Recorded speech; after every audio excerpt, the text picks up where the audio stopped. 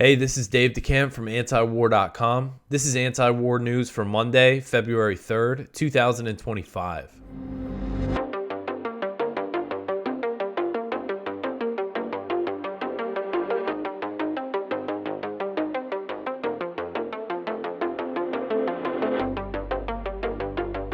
All right, first thing, if you can't tell, I have a cold.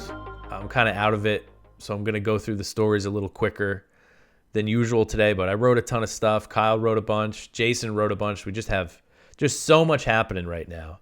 So we have a lot to go through, but I'm going to try to kind of blast through it pretty quick. So we'll see how I do here. All right, so the first story at the top of antiwar.com today, Gaza Truce Hinges on Trump-Netanyahu talks. So Axios reported on Sunday that whether or not the Gaza ceasefire deal is fully implemented depends on a meeting between President Trump and Israeli Prime Minister Benjamin Netanyahu that will be held at the White House on Tuesday. Under the deal, Israel and Hamas were set to start talks on the second phase on Monday. But Netanyahu has decided not to send his negotiators to Qatar until after his meeting with Trump. So under the deal, the negotiations for the second phase were supposed to start Monday. That's not happening now. Netanyahu's saying he's going to send them after his meeting with Trump. So Israeli officials told Axios that Netanyahu hopes to convince Trump to support Israel restarting the genocidal war after the first phase, which involves a 42-day ceasefire. One official said that if the second phase is not implemented, Israel would likely conduct military operations in Gaza for at least another year, with the goal of toppling Hamas, which has replaced, according to U.S. intelligence, has replaced pretty much all the fighters it has lost. So this is not a good sign that Israeli officials are saying this going into this meeting, that if Netanyahu has his way, they're going to restart things and there's going to be another year of just slaughter and genocide in Gaza. Trump's envoy for the Middle East, Steve Witkoff, has been saying that he's working for the full implementation of the deal, but Trump himself has called for Egypt and Jordan to take in the Palestinian population of Gaza, a plan that would amount to ethnic cleansing and would require war since it would be resisted by Hamas. You know, that wouldn't just be an easy thing that they'd be able to do. Egypt, Jordan, and other Arab states have also firmly opposed this idea after Trump said it again, that what he said the other day that I covered, that, oh yeah, Egypt and Jordan, they're going to take them, no problem. Egypt, Jordan, and a few other regional Arab countries, put out a strong statement saying, no, it's not going to happen. So there is serious resistance to it as well. So Netanyahu left for the U.S. on Sunday after canceling a meeting with his negotiators and telling them not to travel to Qatar for the talks. So he was supposed to hold a meeting with the negotiating team on Saturday, and he canceled it last minute and sent them a message through one of his officials saying, don't go, you're not going to go negotiate on Monday. It's not going to happen. One Israeli official told Axios, quote, Netanyahu made this decision without even holding a discussion with the negotiations team and hearing them out. He prefers not to do anything until the meeting with Trump, end quote. So in the meantime, the Gaza ceasefire continues to be shaky. While the hostage exchanges have continued, another one happened on Saturday. Israeli forces have killed over 80 Palestinians since the truce went into effect on January 19th. And reports say that the amount of aid has been insufficient. And now we have this UNRWA ban that could really impact that. And then I saw on Sunday another Palestinian was killed by Israeli fire. So it's a very fragile ceasefire as it is, although the hostage exchanges do continue. All right, the next one here. Israeli military blows up a West Bank neighborhood. So on Sunday, the Israeli military blew up a neighborhood in the Jenin refugee camp as its stepped-up assault on the northern West Bank city continues. According to the Palestinian news agency Wafa, the Israeli military rigged residential buildings in the refugee camp with explosives and blew up at least 20 of these buildings. The blast also damaged the main hospital in Jenin. The Wafa report noted that the residential buildings in the Jenin refugee camp are built vertically, with each structure containing multiple apartments, and as a result, a large number of families have been displaced due to the demolition. So they're apartment buildings that they blew up here, and you could see this picture right after they blew up all these buildings. So the Israeli military claimed that the buildings it destroyed were used as terrorist infrastructure, but provided no evidence for the claim. No casualties were reported in the blast, as the Israeli military has forcibly displaced the majority of residents of the refugee camp as part of its campaign against resistance groups based there. Earlier on Sunday, Israeli forces killed a 73-year-old Palestinian man in Jenin, raising the death toll since the new operation was launched on January 21st to at least 27, and many civilians have been killed by this Israeli operation, including a 2-year-old girl that was shot in the head while inside her home. So Israeli officials have threatened that the assault on Jenin would be similar to the destruction in Gaza, and we're seeing Israeli military bulldozers destroying infrastructure, roads, homes, and now we're seeing the controlled demolitions that we see in Gaza.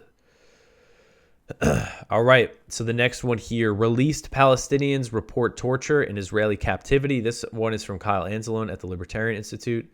Palestinians who have been released under a hostage exchange and ceasefire deal between Hamas and Tel Aviv reported being tortured by Israeli forces. In the days leading up to their release, Israeli soldiers delivered additional beatings. Under the hostage deal that was agreed last month, Hamas is releasing Israeli captives in Gaza in exchange for Israel releasing Palestinians detained in Israel. The Palestinians have been released by Israel in Gaza and the West Bank. Other detainees have been deported to third countries, and the Palestinian captives have shown sign of torture. A statement from the Palestinian Prisoners Society says, quote, "Every time prisoners are released, we find the prisoners' bodies reflecting the level of crimes committed against them, including torture that is unprecedented in its level after October 7th.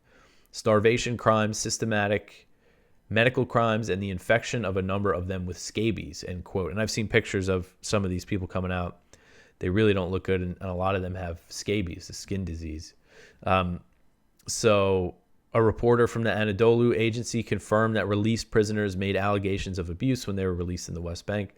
And then, as far as I understand it, most of them are being released from the Ofer prison, which is in the Israeli-occupied West Bank. And officials with the Red Cross, apparently they've protested the Israeli treatment of the Palestinians as they were being released. All right, so the next one here, a member of Holocaust Council says that people of Gaza are collectively guilty. So a Trump-appointed member of the U.S. Holocaust Memorial Council, which is like the board that oversees the Holocaust Museum, and a member of this board has called for the collective punishment of all Palestinians in Gaza, saying they're collectively guilty and not deserving of any mercy. Writing in the Jerusalem Post, Martin Oliner praised President Trump's suggestion to clean out the Palestinians in Gaza and send them to Egypt and Jordan, which again would amount to ethnic cleansing. Oliner said Trump's comments should be welcomed by those who purport to care about Gazans, because Gaza has been totally destroyed. He said, quote, "And those like myself who do not believe Gazans are worthy of any mercy should welcome it as well," end quote. So it's estimated that roughly half of Gaza's population is made up of children. But Oliner said that all Palestinians in the enclave are responsible for Hamas's October 7th attack on southern Israel. He said, quote, "Let's not mince words here.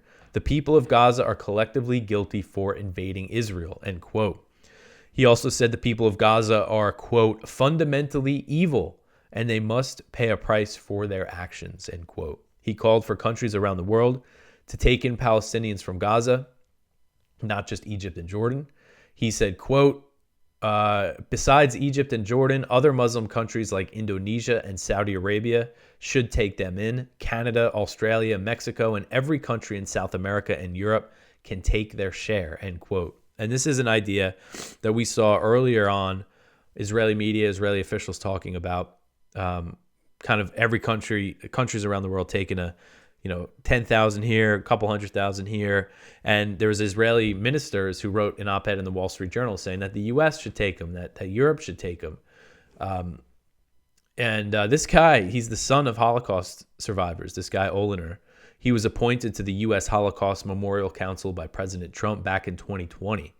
And he's also the co-president of the Religious Zionists of America and a vice president of the American Zionist Movement. And it certainly sounds like he has genocidal ideas of his own, despite being on the Holocaust board, the way, talking about, people of Gaza like this. All right, so the next one here, Panama says there's no real threat from the U.S. to seize Canal. So Secretary of State Marco Rubio was in Panama on Sunday on his first foreign trip since being sworn in, and he met with President Jose Raul Mulino to discuss the Panama Canal. President Biden has been threatening to, did I just say Biden? Man. President Trump has been threatening to take back the Panama Canal, but Mulino said after meeting with Rubio that he did not see a serious threat of U.S. military action despite some strong comments. Mulino said, quote, "I don't feel that there is any real threat at this time against the treaty, its validity, or much less the use of military force to seize the canal," end quote. So Trump has set his sights on the Panama Canal over claims that it's controlled by China, an accusation that lacks evidence and that Panamanian officials have strongly denied. The U.S. claim appears to be based on the fact that two ports on either side of the canal are operated by C.K. Hutchinson, which is a company based in Hong Kong, and other nearby ports are run by companies based in the U.S., Taiwan, and Singapore. So Panamanian officials suspect that Trump's real motive is to reduce Chinese investments in Panama, basically to make opportunities for U.S. companies. I think that is a big part of the thinking of the China hawks, is that they want to kind of squeeze Chinese businesses out of these countries. And they also think that the U.S. might be trying to negotiate cheaper transit fees. So according to the State Department, Rubio warned that the U.S. would take action if Panama did not reduce Chinese influence in the canal.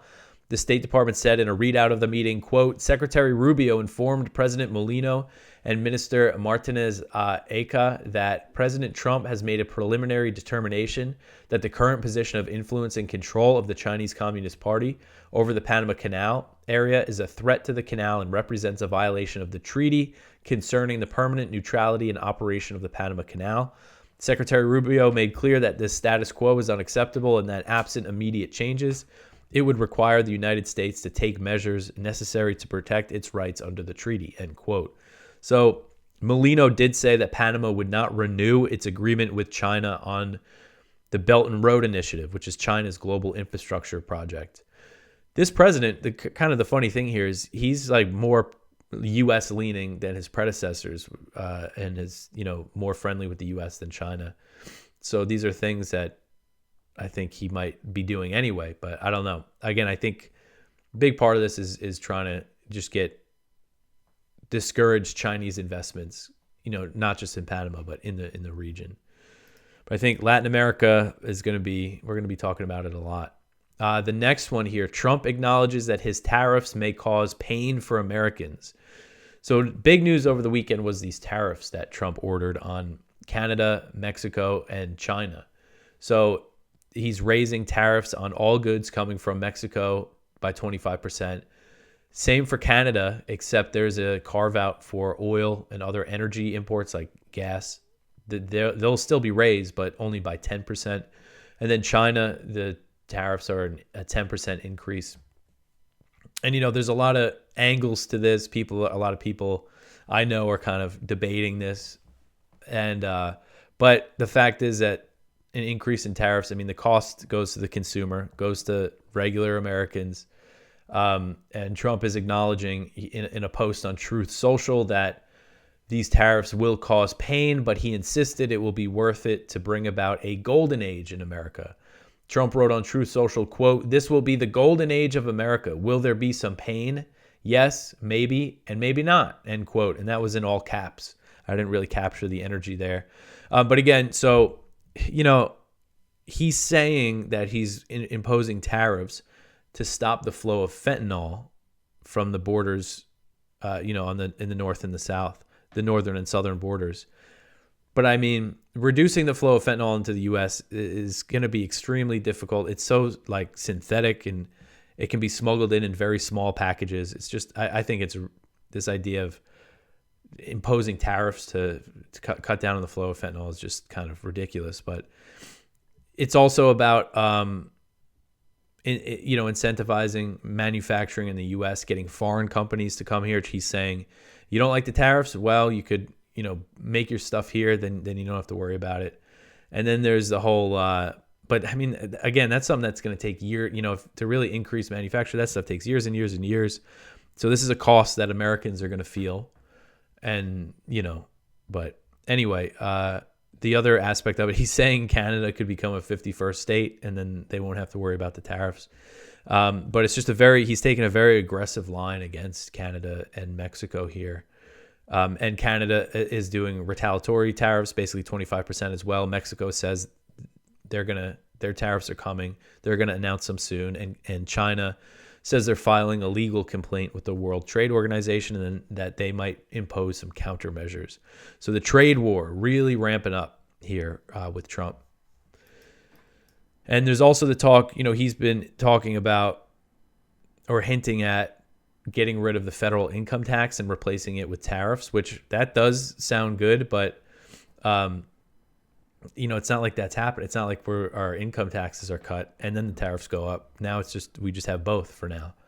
And then realistically, Bob Murphy over at the Mises Institute did a good video about the feasibility of that plan. Because if they really want to replace the income tax with tariffs, they'd have to do some serious cuts in spending. And I mean, that would mean like taking a real axe to things, which I think would be good. But anyway. All right, the next one here. Trump envoy travels to Venezuela, returns with 6 American prisoners.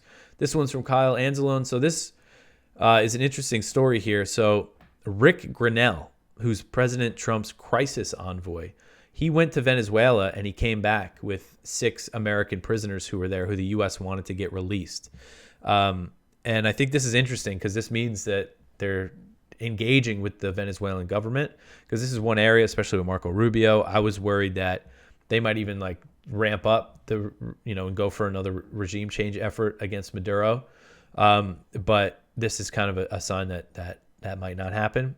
And after Grinnell got back, he brought the Americans back. Trump made a post on Truth Social saying that the Venezuela has agreed to take back migrants that the U.S. wants to deport. And the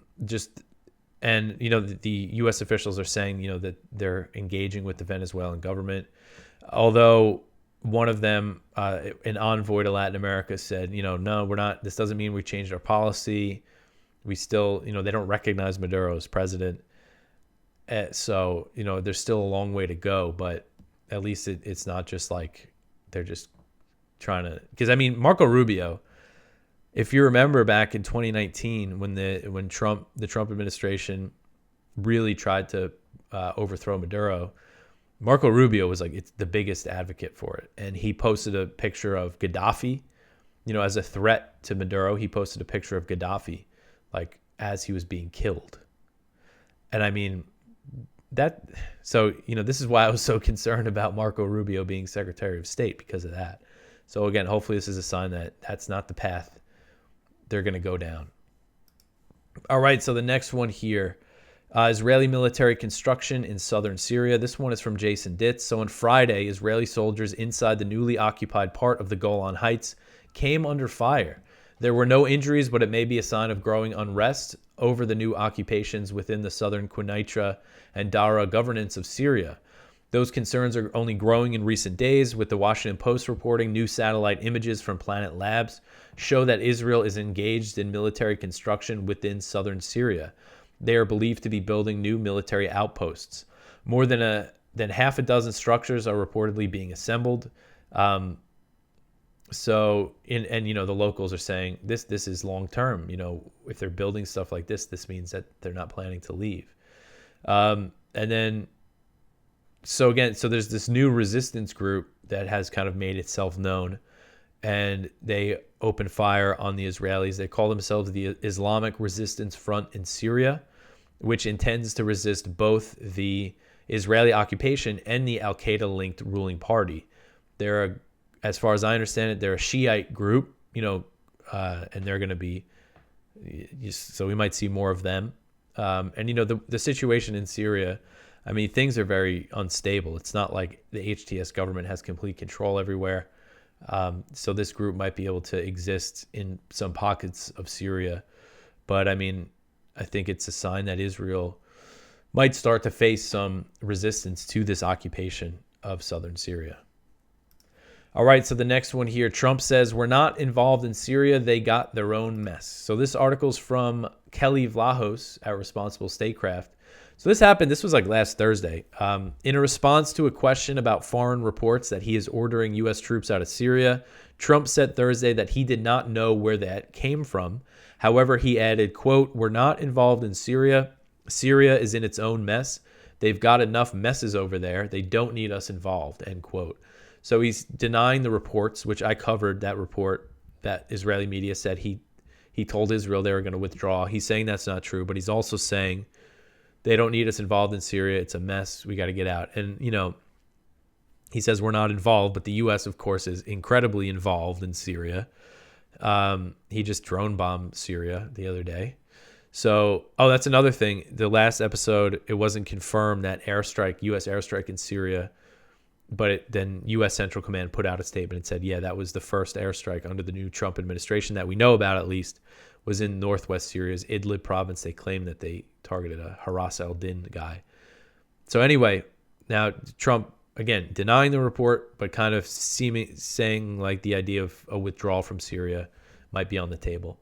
And I saw some people point out that like now that the work is done, the regime change happened, Israel's got a little slice of Syria that the U.S. has nothing left to do there. All right, so the next one here, Israeli ceasefire violations continue in South Lebanon. This one is from Jason Ditz.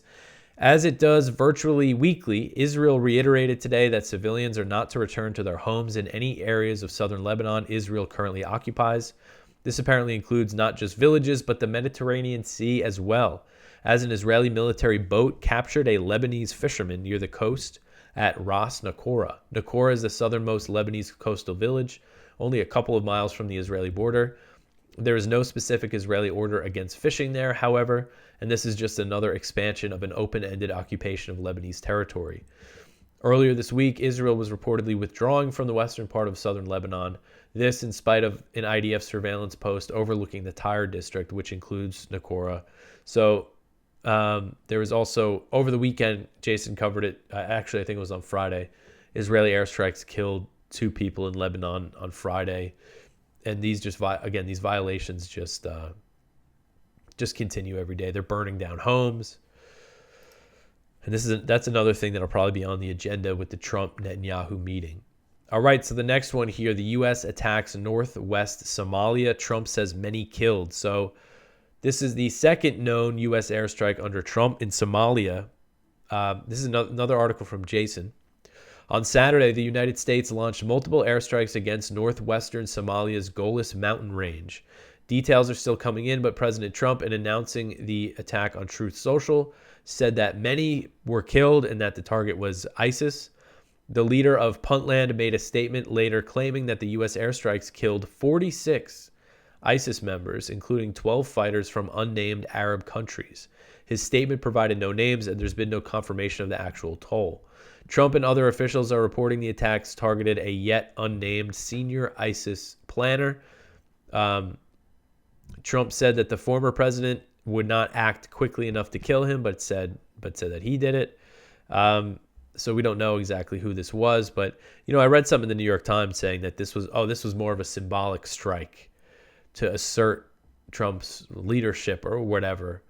So it's just bombing Somalia. I mean, the U.S. has been bombing Somalia for decades. This is against ISIS, which is not, I don't know much about ISIS's presence in Somalia. Usually the U.S. airstrikes in Somalia are against al-Shabaab. But I mean, this sounds pretty big. If 46 people were killed, ISIS fighters were killed. Trump claimed that no civilians were harmed.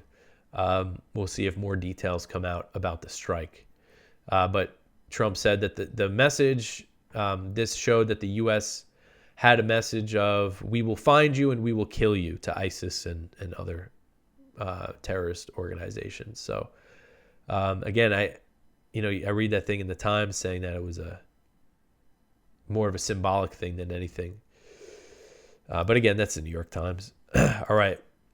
So the next one here, the U.S. wants Ukraine to hold elections after truce. So President Trump's envoy to the Ukraine war, Keith Kellogg, has said the U.S. will push for elections in Ukraine following any ceasefire deal with Russia. Kellogg told Reuters, quote, "Most democratic nations have elections in their time of war. I think it is important they do so. I think it is good for democracy. That's the beauty of a solid democracy. You have more than one person potentially running," end quote. So Zelensky's term in office expired in May 2024, but he remained in power since he did not hold elections. And Ukraine's parliament has also been due for an election since October 2023. So Ukrainian officials have justified not holding an election by pointing to Ukraine's constitution, which prohibits elections under martial law. And martial law has been declared since Russia invaded. However, Zelensky did kind of let it out that he could have had elections if he wanted to, because at one point, Lindsey Graham, of all people, was saying, you should have elections and we could, fund it. Actually, I don't know if Lindsey Graham suggested that the U.S. fund it, but Zelensky's answer was, okay, yeah, we could have elections if you pay for it, basically. But so this is another thing, motive for Zelensky not to sign a deal right away, because, if he signs a deal with Russia that hands over territory to Russia and there's an election after all this death and destruction, I think he would have virtually no chance of winning. And this report from Reuters said that one possible idea was reaching a ceasefire and then having elections, and then whoever wins the election goes on to negotiate the deal with Russia, which that's kind of interesting. All right, so the last story here, the USAID website goes dark amid foreign aid pause. So the website and X account for the U.S. Agency for International Development, or some people call it USAID, USAID. I'm going to go with USAID for this story. So their website and social media account went offline on Saturday amid President Trump's pause on foreign aid, as reports say his administration may bring U.S. aid under the State Department. So funding to U.S. aid has been paused for a 90-day review that is being overseen by Secretary of State Marco Rubio. According to a report from Reuters, the Trump administration is considering scaling down U.S. aid and putting it under the State Department. The overhaul from U.S. aid has reportedly faced resistance from its employees. CNN reported that 2 senior U.S. aid officials were suspended after refusing to let members of Elon Musk's Department of Government Efficiency access the agency's system and files. So, I'm sure most people listening to this are aware of USAID's shady dealings, all the things that they do around the world. They present themselves as an aid organization that helps those in need in foreign countries, but the reality is it's the soft power arm of the U.S. empire, of the U.S. intelligence agencies. Much of the U.S. aid spending is toward funding political parties and opposition groups that the U.S. prefers in other countries, as well as media outlets. For example, the pause on foreign aid cut funding to more than 30 Iranian opposition organizations and media outlets, according to BBC Persia. So that's a lot, more than 30 Iranian opposition organizations and media outlets. The pause also impacted many pro-NATO Ukrainian media outlets. And so Nayib Bukele, the president of El Salvador, he really explained it well in a post on X. I was trying to figure out a way to kind of summarize what U.S. aid does around the world. And I thought this was interesting coming from, a head of state of another country. And someone also considered right-wing, relative to Latin American leaders. So it was interesting to see him say this. So Bukele wrote on X, quote, "Most governments don't want U.S. aid funds flowing into their countries because they understand where most of that money actually ends up.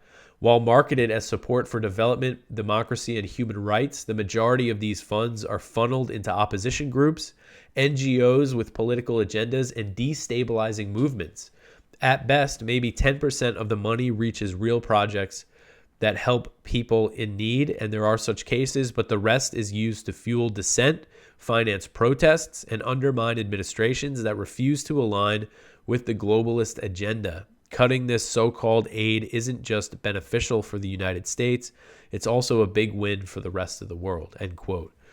So And, there's just so many examples, and I'm sure we'll be going over some more of things USAID does in other countries. Again, they try to foment rebellion in other countries through a lot of these organizations.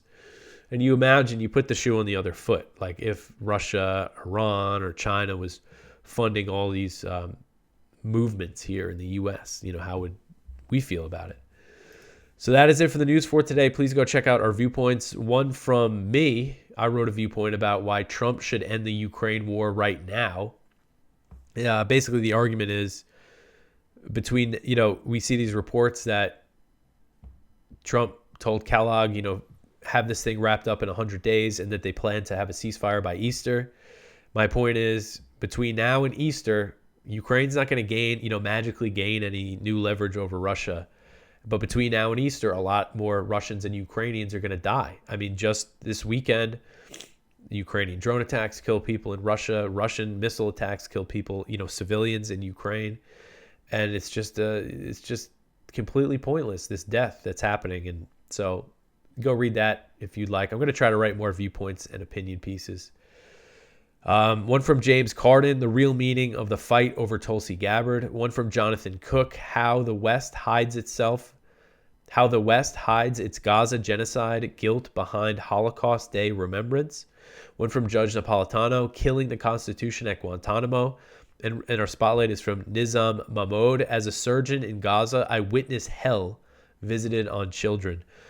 So please go check all that out. Again, just so much stuff. If you go to the lower parts of our page, we just have a whole bunch of news. I mean, it's just crazy what's happening. All right, so that is it for me. I made it through. You can always support this show by liking, subscribing, commenting. Tell your friends about antiwar.com. Follow us on social media. All that stuff is good, and you should do it. I will be back tomorrow with some more news. Thanks for listening.